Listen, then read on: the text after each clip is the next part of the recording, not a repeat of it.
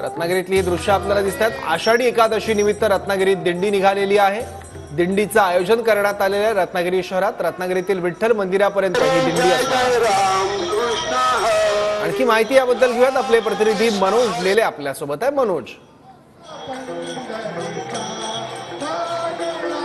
नक्कीच या ठिकाणी रत्नागिरीकरांची जी वारी आहे ती या ठिकाणी पाहायला मिळते आहे। असं म्हटलं जातं की जगात भारी पंढरीची वारी, पायाने होतो तो प्रवास, भावनेने होते ती यात्रा आणि हृदयाने होते ती वारी।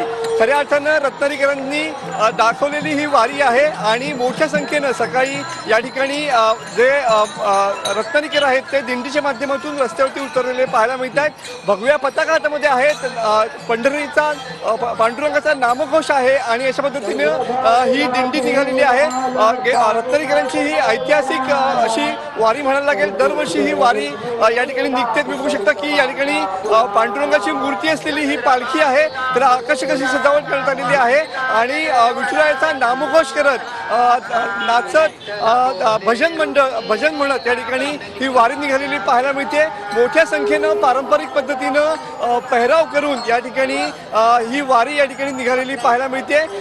जोश आहे, जल्लोष आहे आणि दरवर्षी मारुती मंदिर ते विठ्ठल मंदिर असा हा पायी प्रवास रत्नागिरीकर या ठिकाणी करत असतात।